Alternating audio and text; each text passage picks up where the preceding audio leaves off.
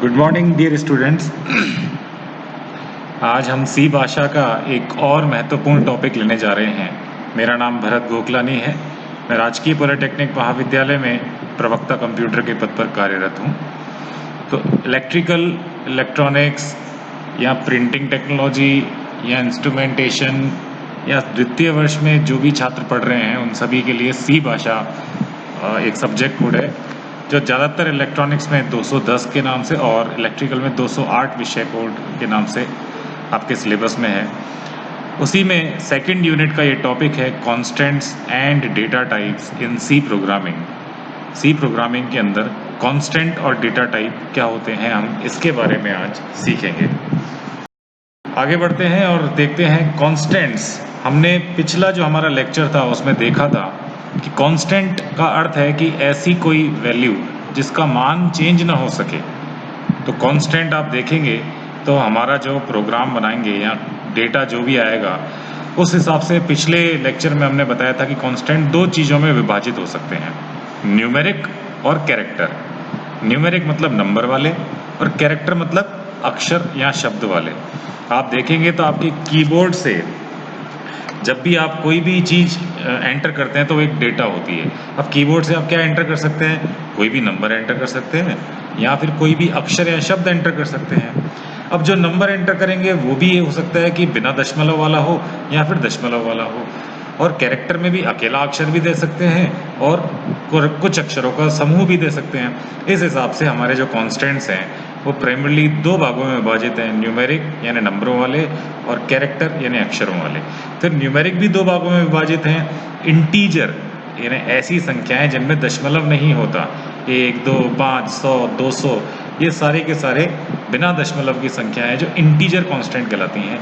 और दूसरे हैं रियल या फ्लोट कांस्टेंट्स जिनमें दशमलव होता है।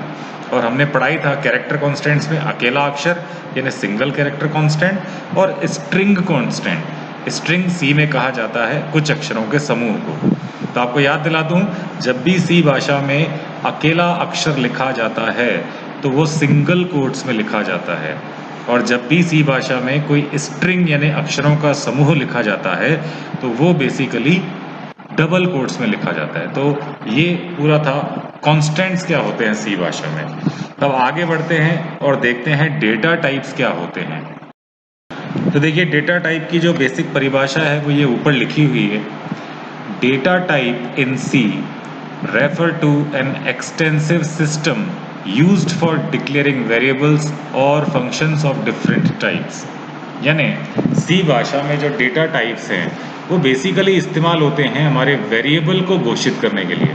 जैसे मान लीजिए मुझे कोई प्रोग्राम बनाना है जिसमें दो संख्याओं को जोड़ना है और उनका उत्तर तीसरी संख्या में डालना है। तो मैं मान लो वेरिएबल लेता हूँ ए, बी और उत्तर के लिए सी ले लेता हूँ। यानी पहली संख्या के लिए मैंने ए लिया, दूसरी के लिए बी लिया, और जो इनका उत्तर है ए और बी को जोड़कर वो मैं सी में डालना चाहता हूँ।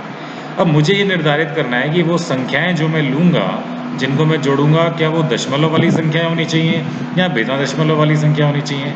तो मैं इंटीजर भी ले सकता हूँ और फ्लोट भी ले सकता हूँ।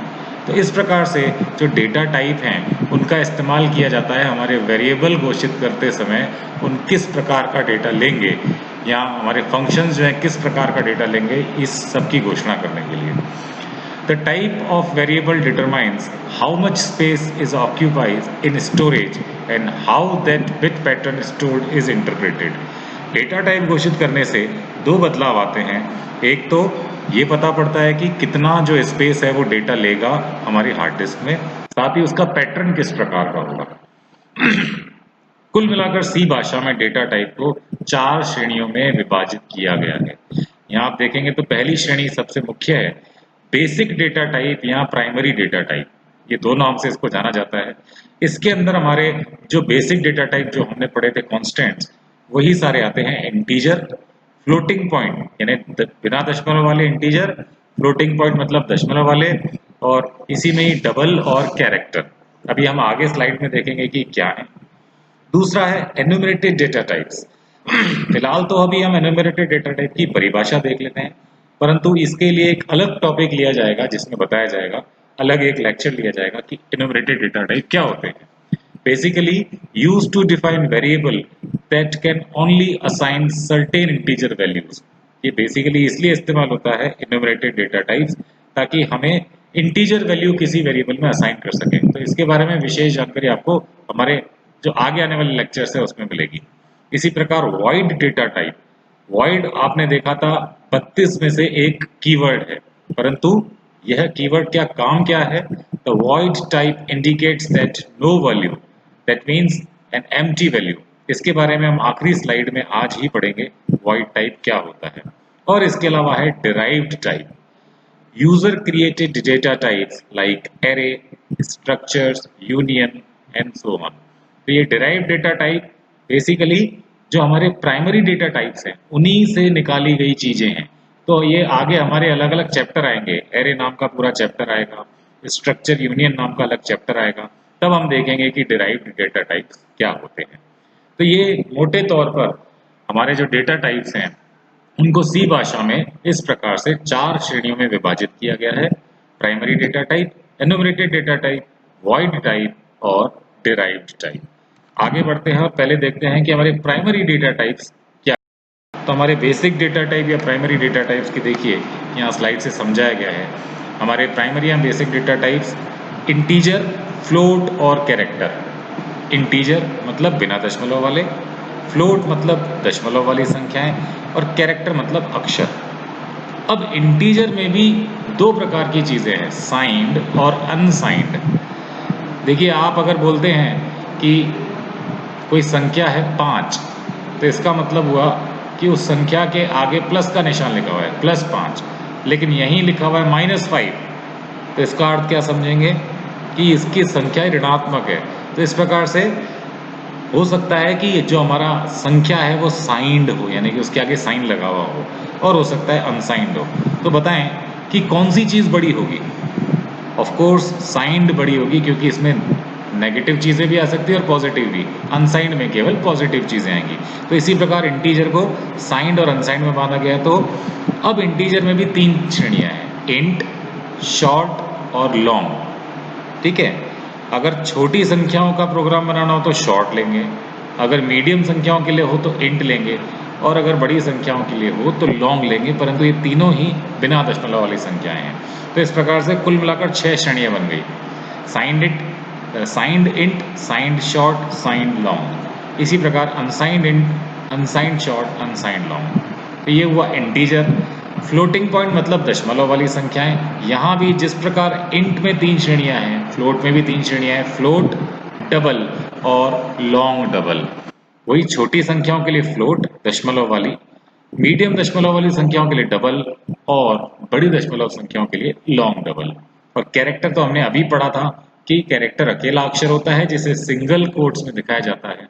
ये भी 2 श्रेणी में बांट सकते हैं, साइंड कैरेक्टर और कैरेक्टर, क्योंकि किसी अक्षर के आगे भी माइनस लग सकता है। तो ये हुआ हमारा बेसिक या प्राइमरी डेटा टाइप्स के बारे में। अब हम देखते हैं कि बताया जाएगा कि ये जो भी डेटा टाइप है उसकी रेंज क्या होती है। रेंज का मतलब हुआ यदि वो साइंड है तो माइनस से प्लस में कितनी संख्याएं उसमें आ सकती हैं, अनसाइंड है तो प्लस में ही आएंगे, ऑफ कोर्स 0 से शुरू होगा। साथ ही यहाँ बता रहे रेंज के अलावा कि वो कितनी बाइट हमारी हार्ड डिस्क में लेगा। जब हम किसी भी वेरिएबल को घोषित करेंगे और उसके आगे लिख देंगे साइंड कैरेक्टर, तो इसका मतलब उस वेरिएबल ने हार्ड डिस्क में 1 बाइट की जगह ली। और आखिरी कॉलम बता रहा है कि फॉर्मेट मतलब कंपाइलर को कैसे पता पड़ेगा कि हमने ये वेरिएबल घोषित किया है साइंड इंट। तो इसके लिए परसेंट साइन के साथ आप देखेंगे इस कॉलम में हर अक्षर के आगे परसेंट लिखा हुआ है। परसेंट साइन के साथ हम एक पर्टिकुलर अक्षर लिखते हैं जो कंपाइलर को या कंप्यूटर को बताता है कि भैया %C लिखा है, इसका मतलब यहाँ तो कोई साइंड कैरेक्टर या अनसाइंड कैरेक्टर घोषित किया गया। तो ये आप सभी को लर्न करनी है एक्सरसाइज, ये पूरा चार्ट। यहाँ नीचे एक नोट लिखा हुआ है, the size and ranges of int, short and long are compiler dependent. कि सपोज कीजिए मेरे पास तो पुराना कंप्यूटर है और जिसमें हार्ड डिस्क भी पुरानी लगी हुई है और बिट्स का भी कम ही है इशू, 16 बिट का, 32 बिट का, ऐसा कुछ मैंने कंप्यूटर ले रखा है। और आपने लिया है लेटेस्ट जिसमें 64 बिट का प्रोसेसर वगैरह सब है। तो ये डिपेंड करता है कंपाइलर पे कि वो हार्ड डिस्क में इंटीजर, शॉर्ट या लॉन्ग को कितनी जगह देता है। तो ये हो सकता है आपके सिस्टम के लिए अलग हो, परंतु स्टैंडर्ड फॉर्म में हम मान के चलते हैं कि कैरेक्टर जो है वो 1 बाइट लेता है।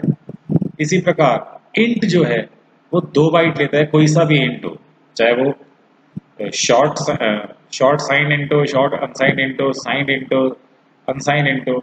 लॉन्ग जो है वो 4 बाइट की जगह लेता है, फ्लोट भी 4 बाइट की जगह लेता है, डबल 8 बाइट की जगह लेता है और लॉन्ग डबल 10 बाइट की जगह लेता है। तो आप देख लीजिए, सबसे पहले तो यार रेंज ये बता रहा है कि जब हम कोई भी ऐसी चीज डिक्लेयर करेंगे तो उसकी रेंज क्या होगी, अर्थात उसके अंदर कहां से कहां तक। साइंड कैरेक्टर इसका मान -128 से 127 हो सकता है, ये 1 बाइट की जगह लेता है और %C से इसको प्रदर्शित करते हैं। अनसाइंड कैरेक्टर 0 से 255, आप देखेंगे तो यहाँ -128 से +128 कुल संख्या कितनी हुई है, 255। तो अगर वो साइंड करेंगे तो ये 0 से 255 है, ये भी 1 बाइट लेता है, ऐसे भी %C से शो करते हैं। शॉर्ट साइंड इंट यानी कि शॉर्ट कैरेक्टर क्या करता है, इसकी रेंज क्या होती है इंटीजर टाइप में, 32,768 माइनस का से लेकर +32,767। और यदि अनसाइंड की बात करेंगे तो 0 से 65,535, और ये दोनों 2-2 बाइट की जगह लेते हैं। और यहाँ साइंड के लिए, इंट के लिए %D यूज करते हैं और अनसाइंड के लिए %U यूज करते हैं। आप देखेंगे तो ये चार्ट आपको अपने हिसाब से लर्न करना है।